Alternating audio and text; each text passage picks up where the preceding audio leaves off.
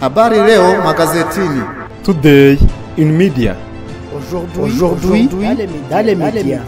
Uyu munsi mu itangazamakuru. Kuva kuwa mbere kugeza kuwa gatanu kuri Primo Media Rwanda. Mwiriwe neza mu ngingo z'ingenzi y'aya makuru, reka tubabwire ko Perezida Kagame yayoboye inama nkuru ya gisirikare. Turababwira ko kandi muri Nyiragongo abaturage bigaragambije bamagana Wazalendo. Perezida wa Malawi yakuye ingendo zo kujya mu mahanga kuri we no kubagize guverinoma. Turaza kubabwira ko kandi mu Butaliyani ikirwa cya Lampedusa cyakira bimukira barenga 200,000 mu masaha 24. Ikaze muri amakuru ku buryo burambuye. Perezida Paul Kagame yayoboye inama nkuru ya gisirikare. Perezida Paul Kagame akaba n'umugaba w'ikirenga w'ingabo z'u Rwanda yayoboye inama nkuru ya gisirikare.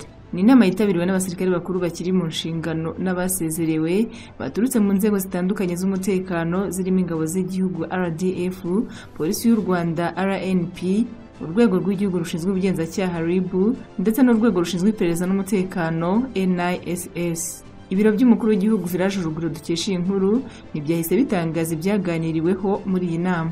Iyi nama ibaye mu gihe mu burasirazuba bwa Repubulika ya Demokarasi ya Kongo hakomeje kwiyongera ibikorwa by'umutekano muke bishingiye ku ntambara ihanganishije ingabo za Kongo FARDC n'imitwe yitwaje intwari irimo FDLR bifatanyije kurwanya umutwe wa M23. Ni intambara isatira umujyi wa Goma. Minisitiri w'Ububanyi n'Amahanga n'Ubutwererane w'u Rwanda Dr Vincent Biruta aherutse kugaragaza ko guverinoma ya Repubulika ya Demokarasi ya Kongo yananiwe gukemura ibibazo by'imiyoborere no kurinda abaturage bayo bicwa, abandi bakabuzwa amahoro n'imitwe yitwaje intwaro, ahubwo igakomeza kubigereka ku Rwanda. Naho mu Burundi ubutasi bw'iki gihugu bwavuze umubare w'abasirikare babwo bafashwe impiri na M23. Umwe mu basirikare bakuru mu rwego rushinzwe ubutasi bwa gisirikare mu Burundi batangaje ko abasirikare 16 ari urwo rwego rufite amakuru yuko bafashwe impiri na M23. Kuwa kabiri w'iki cyumweru uyu mutwe nibwo werekanye abasirikare 3 b'u Burundi wafatiye ku rugamba ubwo bari bagiye guha umusada igisirikare cya Repubulika ya Demokarasi ya Kongo bamaze igihe bahanganye mu mirwano. M23 yerekanye aba basirikare mu gihe igisirikare cy'u Burundi cyakunze guhakana ko nta basirikare bacyo icyohereje muri iriya ntambara.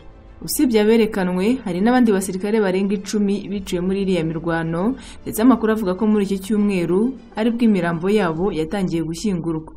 Impirimbanyi Pacifique Nini Nahazwe yatangaje ko amakuru yahawe na bamwe mu bakora mu butasi bw'igisirikare cy'u Burundi ari yuko abasirikare 16 bakira gihugu ari we M23 yafashe impiri.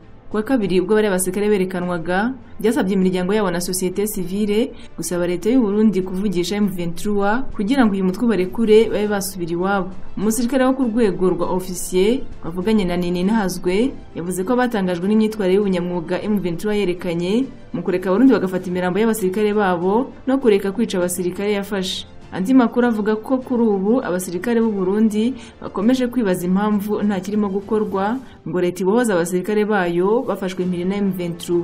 Ngo abasirikare ntibumva uburyo M23 ivuga ko yiteguye kuvugana n'u Burundi kugira ngo isubize abasirikare babwo, ariko leta ikagumya kwinangira. Ofisiye wavuganye na Pacifique yagize ati birabaje ko uri umusirikare ukajyanwa ku rugamba utazi, ukagenda uzi ko no gupfa nta cyubahiro igihugu kizaguha, ukabuzi ko abusize nta uzabanezerewe, ikindi ukabuzi ko nufatwa bazakurekera mu maboko y'abagufasha. Kugeza ubu ntacyo Burundi buratangaza ku basirikare babwo biciwe cyangwa bafatiwe impiri muri RDC. Amakuru cyakora avuga ko Burundi bwohereje muri Kongo batayo 3 z'abasirikare ndetse bukaba buteganya koherezayo iya 4 mu minsi mike iri imbere. Dukomeje n'aya makuru, reka tubabwire ko muri Nyiragongo abaturage bigaragambije bamagana Wazalendo. Abaturage muri teritori ya Nyiragongo mu ntara Kivu y'Amajyaruguru bakoze imyigaragambyo bamagana inyeshyamba za Wazalendo. Wazalendo ni ihuriro ry'imitwe itandukanye muri Repubulika ya Demokarasi ya Kongo. Guverinoma y'iki gihugu yahurije hamwe kugira ngo bafashe ingabo zayo guhangana n'umutwe wa M23. Kuva abarwanyi bahawe intwaro n'igisirikare cya Kongo, cyakora bakunze kwibasira abaturage muri teritwari za Rucuru, Masisi na Nyiragongo. Abigaragambije bamagana ihohoterwa, ubujura, ubwicanyi no gutotezwa bakorerwa n'insoresore zo muri uriya mutwe. Mu ndirimbo baririmbaga bumvikanishaga ubutumwa bugira buti turarambiwe, turasaba umutekano wacu. Hagati aho kuwa mbere w'iki cyumweru societe civile yo muri Nyiragongo yasabye guverinoma ya Repubulika ya Demokarasi ya Kongo gufatira ingamba zimwe mu nsoresore za Wazalendo zirirwa zirasagura amasasu nyamara nta mwanzi zihanganye nawe. Naho ngo MONUSCO igeze aho ijya gukora urugendo ikabanza kumenyesha abaturage aho igiye n'ibyitwaye. Ingabo z'umuryango w'abibumbye zimaze imyaka n'imyaka zoherejwe kubungabunga amahoro muri Repubulika ya Demokarasi ya Kongo MONUSCO zigeze aho zisigaye zibanza kumenyesha abaturage aho zishaka kujya n'ibyo zigiyemo kugira ngo batazisagarira nyuma y'umwuka mubi umaze iminsi hagati y'impande zombi, abaturage bifuza ko izi ngabo zibavira mu gihugu. Kuri wa gatatu nibwo hagaragaye ubutumwa bwa MONUSCO bugenewe abaturage bo mu mujyi wa Beni no muri iyi teritwari, bamenyesha ko hari uruhererekane rw'amakamyo yabo yagombaga kuva i Kasindi ku mupaka wa Uganda ku itariki 15 Ugushyingo yerekeza mu mujyi wa Beni mu gace ka Boikene ahari hamwe mu birindiro byayo. Mu itangazo urubuga Kivu Morning Post rwabashije kubona, MONUSCO ivugamo ko izo modoka zagombaga kuba zijyanye ibikoresho byo gufasha ingabo zayo zo mu mutwe wa FIB. Iryo tangazo ryagiraga riti MONUSCO irizeza abaturage ko ibyo bikoresho byinjiye mu rwego rwo gufasha Force de la Brigade d'Intervention kandi aba FRDC bamenyeshejwe urugendo. Nubwo itatangaje amasaha y'izo modoka zayo zagombaga gukorera urwo rugendo, MONUSCO yongeye gushimangira ko iri ku ruhande rw'ingabo za leta mu kurinda abaturage b'abasivili. Mu yandi makuru, Perezida wa Somalia Ndayishimiye w'u Burundi basabye M23 na FARDC guhagarika intambara. Perezida Hassan Sheikh Mohamud wa Somalia yageze mu Burundi kugira ngo abonane na Perezida Evariste Ndayishimiye akaba na Perezida wa EAC ucyuye igihe, aho basabye impande zihanganye mu burasirazuba bwa Kongo guhagarika imirwano zikubahiriza amasezerano ya Rwanda na Nairobi. Muri uruzinduko abakuru b'ibihugu byombi bakoze inama aho bongeye kuganira ku cyifuzo cyabo gikomeye cyo kurushaho gushimangira umubano mwiza w'ibihugu byombi umaze igihe kinini. U Burundi nicyo gihugu cya kabiri gifite ingabo nyinshi muri Somalia zagiye gufasha kurwanya Al-Shabaab nyuma ya Uganda. Abakuru b'ibihugu byombi bishimiye ishyirwaho rya komisiyo ihuriweho y'ubufatanye ishinzwe gusobanura urwego rw'ubufatanye hagati y'ibihugu byombi mu nzego zitandukanye nk'ubucuruzi, ishoramari, kongerera ubushobozi abaturage, ubuhinzi n'ibindi.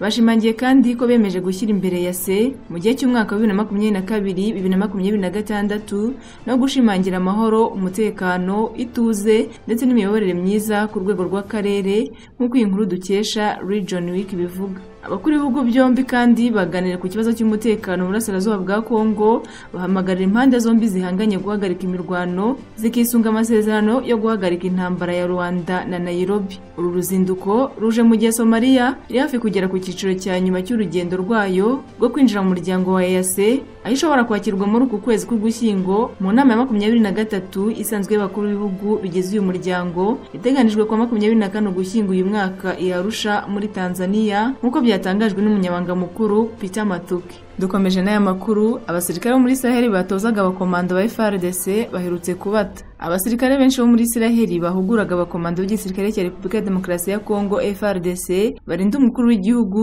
basuye iwabo imyitozo batangaga itarangiye bajya gufasha abagenzi babo guhangana n'umutwe wa Hamas. Hamas ifite ibirindiro mu ntara ya Gaza muri Palestine, yatangiye kugaba ibitero ku butaka bwa Israel tariki ya 7 Ugushyingo uyu mwaka. Ubutegetsi bw'iki gihugu buhamagara abasirikare batari ku kazi baba bari imbere no mu mahanga kugira ngo bajye gufasha abandi urugamba. Ikinyamakuru Africa Intelligence cyatangaje ko Minisitiri w'Ingabo wa Israel Yoav Gallant yamenyesheje ubutegetsi bwa Kongo ko igihugu cye gikeneye aba basirikare. Itsinda rya mbere ryabo ryavuye Kinshasa tariki ya 15 Ukwakira uyu mwaka, irindi rigenda ku ya 20 Ukwakira. Aba basirikare bari bamaze igihe kirenga umwaka muri Kongo, bamwe bakaba bakoreraga ikigo cy'umutekano cya Synergy GPM cyeborwa n'uwitwa David Goven, kikaba cyarahawe akazi ko gutoza abasirikare barinda umukuru w'igihugu bo muri Regima ya 13 iba mu kigo cya Kimbembe i Lubumbashi. Abandi bakoreraga Benito Security batoje abakomando ba FARDC bazwi nka Hibu bayoborwa na General Ephraim Kabi, batozaga muri Regima ya 11 batoza Regima ya 14 imaze igihe irinda Perezida Tshisekedi ni ya 15 nayo y'abakomando. Abasirikare kandi bigishaga FARDC gukoresha indege zitagira abapilote zagombaga kwifashishwa ku rugamba rwabo n'umutwe witwaje intwaro wa M23. Kugenda kwabo ngo kwasize icyuho gikomeye, biba ngombwa ko ubutegetsi bwa Kongo bwinginga leta ya Israel buyisaba kubasubiza Kinshasa. Kubwo gutakamba, Israel ngo yohereje Kinshasa abasirikare 70 bo gufasha abakomando ba Kongo gukomeza imyitozo byateganijwe ko izarangira muri Mutarama umwaka wa 2024.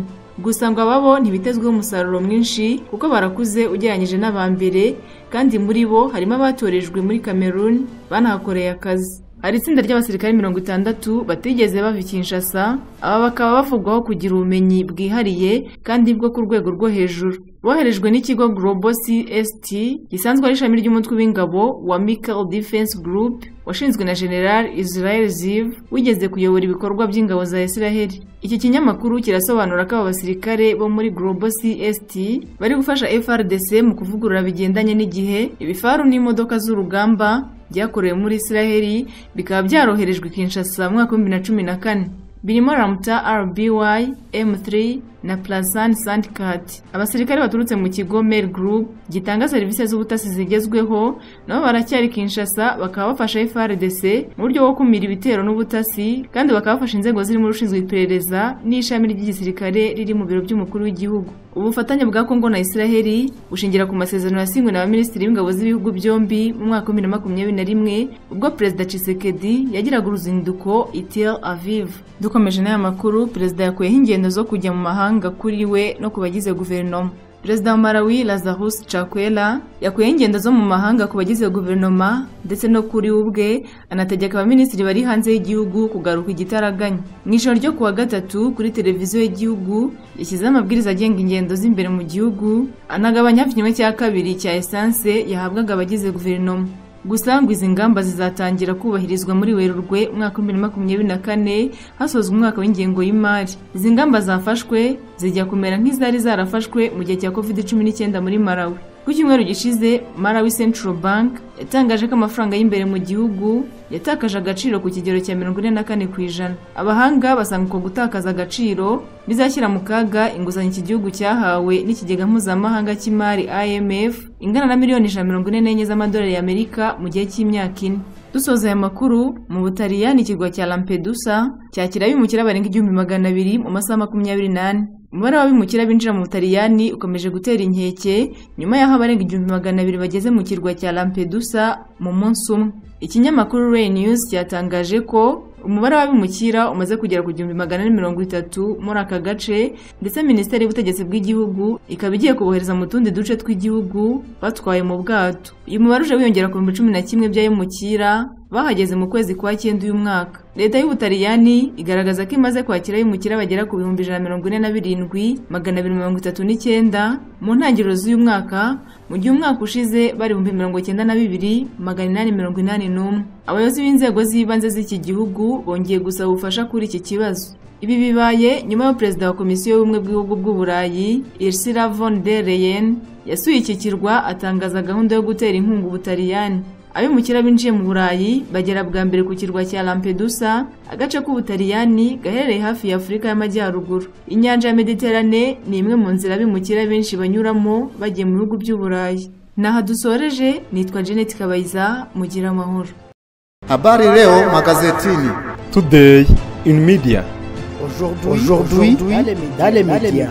Uyu munsi mu itangazamakuru. Kuva kuwa mbere kugeza kuwa gatanu kuri Primo Media Rwanda.